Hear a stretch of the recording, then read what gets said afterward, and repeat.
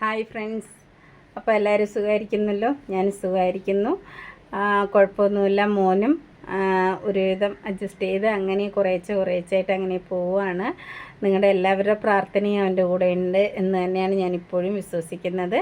അപ്പോൾ ഇന്ന് ഞാൻ വന്നിരിക്കുന്നത് അവൻ്റെ ജീവിതത്തിൽ ഭയങ്കര സന്തോഷകരമായ ഒരു സംഭവം ഇന്നലെ ഉണ്ടായി. നമ്മൾ ഒരിക്കലും വിചാരിച്ചില്ല. അവൻ ആഗ്രഹിച്ചത് +1 അവന് കമ്പ്യൂട്ടർ സയൻസ് വേണോ എന്നുള്ളതാണ് അവൻ ആഗ്രഹിച്ചത്. പക്ഷെ നമ്മുടെ സ്കൂളിൽ, അവൻ പഠിച്ച സ്കൂളിൽ +1 കമ്പ്യൂട്ടർ സയൻസ് ഇല്ല. അപ്പം ബയോളജി സയൻസ് മാത്രമേ ഉള്ളൂ. അപ്പോൾ അതിനാണ് ഞാൻ അപേക്ഷിച്ചിരുന്നതും മറ്റ് VHSCയും അപേക്ഷിച്ചിരുന്നു. പക്ഷേ എല്ലാം കിട്ടിയായിരുന്നു. അവനതൊന്നും വേണ്ട, ബയോളജി സയൻസ് ആണെങ്കിൽ അത് മതി, കമ്പ്യൂട്ടർ സയൻസ് ഇല്ലല്ലോ, അപ്പോൾ അത് മതി എന്ന് പറഞ്ഞു. അങ്ങനെ ബയോളജി സയൻസിലേക്ക് ഇന്നലെ നമ്മൾ അഡ്മിഷൻ എടുത്തിരിക്കുകയാണ്. കമ്പ്യൂട്ടർ സയൻസ് ഉണ്ട്, ഇല്ലെന്നല്ല, അവൻ പഠിച്ച സ്കൂളിലില്ല, കുറച്ച് അകലെയാണുള്ളത്. അപ്പോൾ അവിടെയൊന്നും അവന് അത്രയും ദൂരം ട്രാവൽ ചെയ്ത് അവന് പോകാനുള്ള ഒരു ഇതൊന്നും ഇല്ല കേട്ടോ. അപ്പം അവൻ ആ ഒരു ആരോഗ്യ പ്രതിരോധ ശക്തി അവന് തിരിച്ച് കിട്ടിയിട്ടില്ല. അതുകൊണ്ടാണ്. അതുമാത്രമല്ല, എന്തെങ്കിലും ഒരു എമർജൻസി ആയിട്ട് എന്തെങ്കിലും ഒരു കാര്യം വന്നു കഴിഞ്ഞാൽ നമുക്ക് ഓടി പെട്ടെന്ന് ചെല്ലാനും പറ്റില്ല. ബസ്സൊന്നും അധികം കിട്ടാത്ത ഒരു റൂട്ടാണ്. രണ്ടാമത് അവന് അത്രയും ദൂരം വിടാൻ പറ്റില്ല. അങ്ങനെയൊക്കെ കുറേ കാര്യങ്ങളുണ്ട്. ഇപ്പോൾ നിങ്ങൾക്ക് അതിനത് മനസ്സിലാവും. പലർക്കും അറിയാം, ക്യാൻസറായിട്ടിരിക്കുന്ന വീടുകളിലുള്ള അവസ്ഥകളൊക്കെ നിങ്ങൾക്കറിയാം, ഞാൻ പറയാതെ തന്നെ. എന്നാലും ഞാൻ ഒരു ചില കാര്യങ്ങളാണ് പറയുന്നത്. അവൻ്റെ പൂർണ്ണമായിട്ടും അവൻ്റെ അസുഖത്തിലൊരു മാറ്റമൊന്നുമില്ല. എന്നാലും അവനെ പഠിക്കണം എന്നുള്ള ആ ഒരു താല്പര്യം കൊണ്ടാണ് നമ്മൾ സ്കൂളിലേക്ക് അഡ്മിഷൻ എടുത്തിരിക്കുന്നത്. ഇപ്പോഴും വീട്ടിലിരുന്ന് തന്നെയാണ് നമ്മൾ ക്ലാസ് അറ്റൻഡ് ചെയ്യാൻ പോകുന്നത്. അപ്പോൾ എല്ലാ ബുധനാഴ്ചയും BRCന്ന് ടീച്ചേഴ്സ് വന്ന് ക്ലാസ് എടുക്കുന്നുണ്ട്. ഇനി ഇതിൻ്റെ ഇടയിൽ 1-2 ദിവസം സ്കൂളിൽ വിട്ട് പഠിപ്പിക്കാൻ പറ്റും. അതെല്ലാം ഫുൾ ടൈം വിടാൻ പറ്റില്ല, ഉച്ചവരെയൊക്കെ വിടാൻ പറ്റുള്ളൂ. ഞാൻ ഇന്നലെ പ്രിൻസിപ്പാളുമായിട്ട് സംസാരിച്ചപ്പോഴും ഉച്ചവരെയൊക്കെ ഇരുത്തിയാൽ മതി, അധികം സമയം ഇരുത്തേണ്ട. അവനെ കൊണ്ട് ഇരിക്കാൻ പറ്റില്ല, ഓവറായിട്ട് സമയം ഇരിക്കാൻ പറ്റില്ല. അവൻ ആ കാലിൻ്റെ പൊസിഷൻ അങ്ങനെ ആയതുകൊണ്ട്, നമ്മളിപ്പോൾ സർജറിയിൽ കൂടി വെച്ചിരിക്കുന്ന കാല് നിങ്ങൾക്ക് എല്ലാവർക്കും അറിയാമല്ലോ, അവനെ കാണുന്നവർക്ക് എല്ലാവർക്കും അറിയാം. അപ്പോൾ ആ ഒരു കാലിൻ്റെ പൊസിഷൻ അങ്ങനെ ഇരിക്കുന്നത് കൊണ്ട് തന്നെ അവന് ഒരുപാട് സമയം നമ്മളെപ്പോലെ ഇങ്ങനെ ഇരിക്കാനൊന്നും പറ്റത്തില്ല. മാക്സിമം എപ്പോഴും അവൻ കിടക്കുന്നത് തന്നെയാണ്. വളരെ കുറച്ച് സമയമൊക്കെ അവനെ കൊണ്ട് ഇരിക്കാൻ പറ്റുള്ളൂ. അതുകൊണ്ട് തന്നെ ടീച്ചറും പറഞ്ഞത് ഇതുപോലെ ഉച്ചവരെയൊക്കെ ഇരുത്തിയാൽ മതി. അത് കഴിഞ്ഞാൽ അവനെ നിങ്ങൾ വീട്ടിലേക്ക് കൂട്ടിക്കൊണ്ട് പോകുന്നതായിരിക്കും നല്ലത്. പിന്നെ കൂടുതൽ ഇൻഫെക്ഷൻ ആവാൻ പാടില്ല, പൊടിപടലങ്ങളൊന്നും അധികം അടിക്കാൻ പാടില്ല. അതൊക്കെ വന്നു കഴിഞ്ഞാൽ ഇൻഫെക്ഷൻ കൂടും. ഇൻഫെക്ഷൻ കൂടിയാൽ നിങ്ങൾക്കറിയാം, ഇപ്പോൾ കഴിഞ്ഞ ഒരു 10-12 ദിവസം കൊണ്ട് നമ്മൾ അനുഭവിച്ച സങ്കടങ്ങളൊക്കെ നിങ്ങളും കണ്ടിട്ടുണ്ടാവും കുറച്ചെങ്കിലും. അപ്പം അതുകൊണ്ട് തന്നെ അവനെ ഇൻഫെക്ഷൻ വരാതെ സൂക്ഷിക്കുക എന്നുള്ളതാണ് നമുക്ക് ഏറ്റവും വലിയൊരു കാര്യം. പക്ഷേ പഠിക്കണമെന്നുള്ളതും നമ്മുടെ ആഗ്രഹം തന്നെയാണ്. അത് നമ്മുടെ ആഗ്രഹങ്ങളാണ്, ഇത് നമ്മുടെ ആവശ്യമാണ്.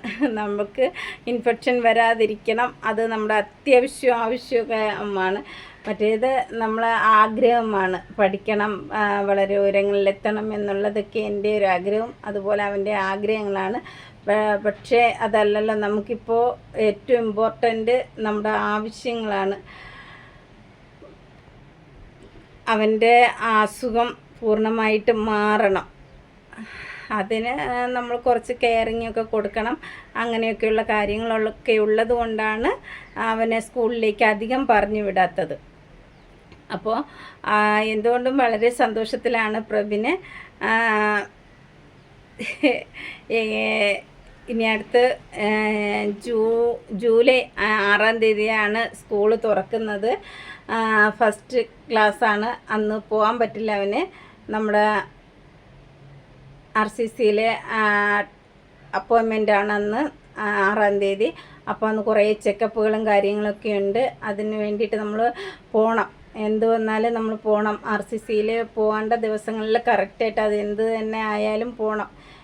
എന്ത് പ്രശ്നങ്ങളുണ്ടെങ്കിലും അവിടെ എത്തണം എന്നുള്ളതാണ് നമ്മുടെ ആ ഒരു ഡോക്ടർ നമ്മൾ അപ്പോയിൻമെൻ്റ് എടുക്കുമ്പോഴേ നേരത്തെ ഓൾറെഡി പറഞ്ഞിട്ടുള്ള കാര്യമാണ്. അപ്പോൾ ഈ ഒരു മാറ്റർ പറഞ്ഞ് നമുക്ക് അതൊരു മുടക്കാൻ പറ്റില്ല, അവിടുത്തെ കാര്യങ്ങളൊന്നും മുടക്കാൻ പറ്റില്ല. അങ്ങനെ കുറേ ചെക്കപ്പുകളും കാര്യങ്ങളൊക്കെ ഉള്ളതുകൊണ്ട് അപ്പോൾ ഹോസ്പിറ്റലിലാണ് നമ്മൾ പ്രാധാന്യം കൊടുക്കുന്നത്.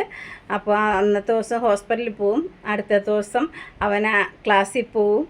അവൻ്റെ ആഗ്രഹങ്ങളെല്ലാം കുറേശ്ശായിട്ട് നടക്കട്ടെ. അതോടൊപ്പം അവന് ആവശ്യമായിട്ടുള്ള കാര്യങ്ങളും നടക്കണം. എല്ലാം ദൈവത്തിൻ്റെ കയ്യിൽ ഏൽപ്പിച്ചു കൊടുക്കുകയാണ്. ദൈവം തന്നെ നോക്കട്ടെ. തുടർന്ന് നിങ്ങളുടെ എല്ലാവരുടെ പ്രാർത്ഥനയും അനുഗ്രഹവും അവനോടൊപ്പം വേണം കേട്ടോ. അവൻ വീഡിയോസ് ഇട്ടിട്ടുണ്ട്, ഷോർട്സ് ആയിട്ട് ഇട്ടിട്ടുണ്ട്. നിങ്ങളിൽ പലരും ആ ഷോർട്സ് കണ്ടിട്ടുണ്ടാവും. ഒരുപാട് ഹാപ്പിയായിട്ട് സന്തോഷത്തിലാണ് അവൻ്റെ ഇന്നലത്തെ അഡ്മിഷൻ്റെ കാര്യമായിട്ട് വന്ന് പറഞ്ഞിട്ടുള്ളത്. കാരണം അവൻ്റെ 2025 അവന് എക്സാം എഴുതേണ്ട, SLC എക്സാം എഴുതാനുള്ളത്. പക്ഷേ ആ 25 അവനെ കൊണ്ട് എഴുതാൻ പറ്റിയില്ല. ഈ 26 അവൻ എഴുതിയത്. അപ്പോൾ കഴിഞ്ഞതിൻ്റെ ഈ 25 എക്സാം എഴുതി ജയിച്ച കുട്ടികളൊക്കെ ഇപ്പം +2 അവൻ്റെ എല്ലാ കൂട്ടുകാരും +2 സന്തോഷത്തിൽ അവിടെ കുറേ കുട്ടികളെ കാണാൻ കഴിഞ്ഞു. ഇന്നലെ +1 അഡ്മിഷൻ എടുക്കാൻ പോയപ്പോൾ അവൻ്റെ കൂടെ കുഞ്ഞിലെ പഠിച്ച് വളർന്ന കുട്ടികളൊക്കെ അവനെ കണ്ടപ്പോൾ ഒത്തിരി സങ്കടത്തോടെയും സന്തോഷത്തോടെയൊക്കെ അവനെ ചേർത്ത് പിടിച്ചു. അത് കണ്ടപ്പോൾ ഒരുപാട് സന്തോഷം തോന്നി. കാരണം ഇത്രയും ആയിട്ടും, അതായത് 3 വർഷത്തോളം അവൻ സ്കൂളിൽ പോവാതിരുന്നിട്ടും അവനെയൊന്നും ആ കുട്ടികളൊന്നും മറന്നിട്ടില്ലല്ലോ. ഒരുപാട് സന്തോഷത്തോടെ അവനെ കണ്ട പാടെ ഓടി വരുമായിരുന്നു എല്ലാവരും. അവനെ ഒരുപാട് സന്തോഷത്തോടെ, അവനും ഭയങ്കര ഹാപ്പി ആയിരുന്നു. അതൊക്കെ കണ്ടപ്പോൾ ഇനി അവന് സ്കൂളിലേക്ക് പോകണമെന്നുള്ള ഒരുതരം ആവേശമായി മാറിയിരിക്കുകയാണ്. അപ്പോൾ നിങ്ങൾ അവന് വേണ്ടി പ്രാർത്ഥിക്കുക എല്ലാവരും. അപ്പോൾ ഞാൻ ഇന്ന് ഈ ഒരു വീഡിയോസ് ഇട്ടതും അതിനു വേണ്ടി തന്നെയാണ്. അവന് വേണ്ടി പ്രാർത്ഥിക്കുക, അവൻ്റെ ആഗ്രഹങ്ങളും ഇഷ്ടങ്ങളും ഒക്കെ നടക്കണം. അപ്പോൾ എല്ലാം ഓക്കെ. അടുത്തൊരു വീഡിയോയിൽ കാണാം. ബൈ.